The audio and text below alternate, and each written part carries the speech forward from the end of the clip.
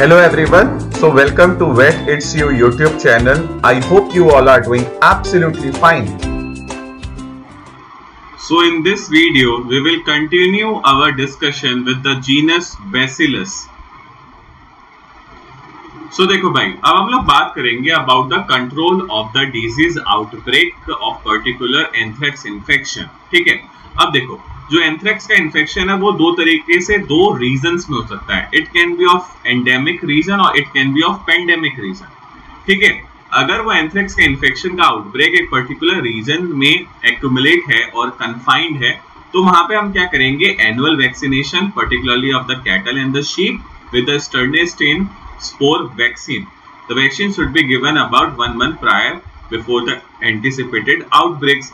वहां पे हमें क्या करना है, ऐसे एरियाज में जहां पे एंथ्रेक्स का आउटब्रेक हुआ है सिंपली कैटल और शीप को वैक्सीनेटेड करना है with the help of a Sterne strain spore vaccine.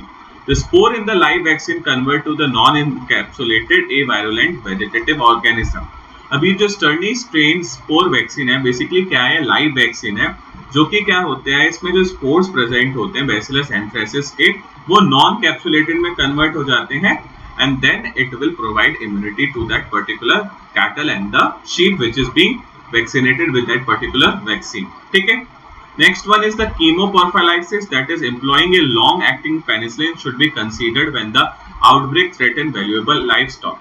अगर किसी पर्टिकुलर एरिया में हमने एंटिसिपेट कर लिया कि यहाँ पे एंथ्रेक्स का इन्फेक्शन हो सकता है तो वहां पे जो भी लाइव स्टॉक एनिमल्स हैं हमें उसमें लॉन्ग एक्टिंग पेनिसिलिन का एडमिनिस्ट्रेशन करना चाहिए. ठीक है, a killed vaccine is available for the humans who may be exposed to the infection in the course of their work. अब देखो ये जो Bacillus anthracis के स्पोर्स होते हैं ना, it can also infect the humans. तो humans के केस के लिए वहां पे killed vaccination available है and it should also be administered if in the humans if somebody is suspected to be infected with anthrax. So now coming to the control in the non-endemic regions, the movement of the animals, their waste product, feed and the bedding from the affected and the adjacent premises must be prohibited. Personnel implementing the control measures should be wear protective clothing and footwear which must be disinfected before leaving the affected farm. Foot bath containing the sporocidal disinfectant, that is 5% formalin and 3% periacetic acid should be placed at the entrance to the affected farm. Contaminated buildings should be sealed and fumigated with the formaldehyde before bedding is removed. Following the removal of the bedding and losing fittings, all the drains should be blocked and the building should be sprayed with the 5% formalin which should be left to act for at least 10 hours before the final washing. देखो अब हम लोग बात करेंगे about the control of the anthrax infection in the non endemic region. तो सबसे पहले control के लिए हम क्या करेंगे, the movement of animals, their waste product, feed and the bedding material from the affected and the adjacent premises must be prohibit. जो भी एनिमल्स एक पर्टिकुलर एरिया में रह रहे हैं मान लो और वहां पे एंथ्रेक्स का आउटब्रेक हो गया तो उस पर्टिकुलर एरिया में जहां पे एंथ्रेक्स का आउटब्रेक हुआ है तो वहां से हमें एनिमल्स को मूव नहीं करना है, उनके वेस्ट प्रोडक्ट को मूव नहीं करना है, बेडिंग मटेरियल को मूव नहीं करना है because it can lead to the transmission of that particular infection from that particular place to some other also. ठीक है, the personnel implementing the control measures should wear the protective clothing and footwear which must be disinfected before leaving the affected farm.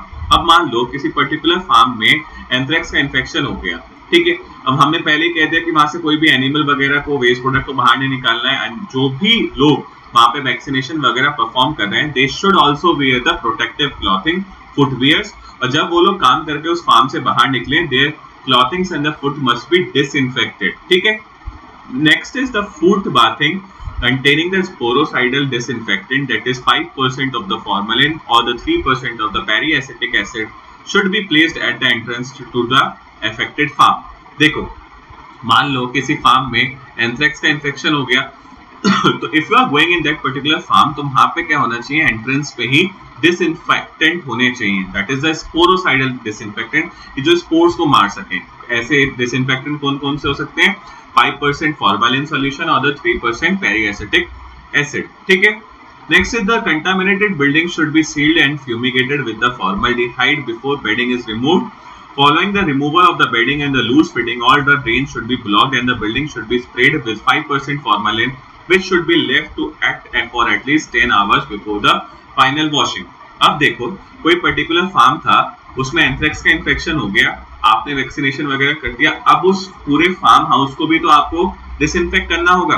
तो सबसे पहले आप क्या करोगे, formaldehyde से fumigation करोगे, उसके बाद जो भी वहां पे बेडिंग मटेरियल होगा उसको रिमूव करोगे एंड जो भी लूज ड्रेन्स होंगे उनको ब्लॉक करोगे, then you will spray it with the 5% formalin, उसको 10 घंटे के लिए छोड़ दोगे and then you will go for the final washing.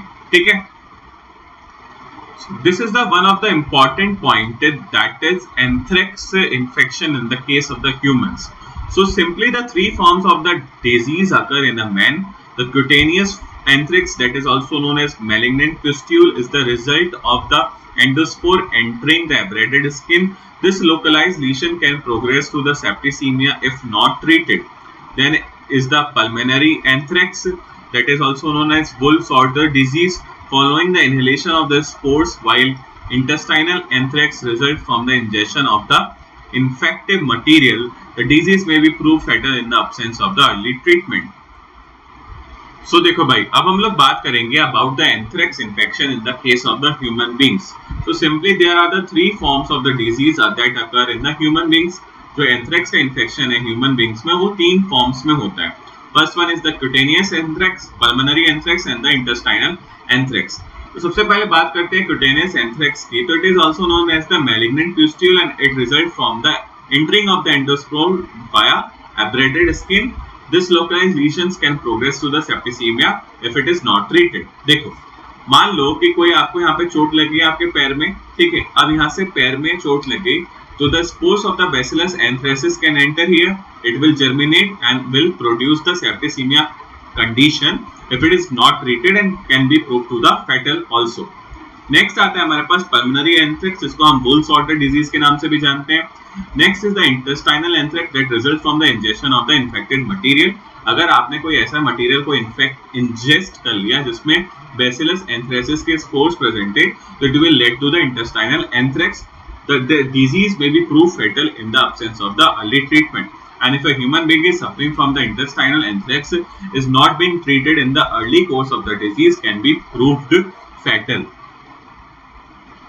So this is about the genus Bacillus, in which the main focus point of ours was concentrated about the Bacillus anthracis and the disease caused by the Bacillus anthracis, that is the anthrax. So that's all for this video. I hope you like it. So please like, share, comment and subscribe to my channel Vet It's You. Thanks for the watching, an initiative by Ankit Kaushik.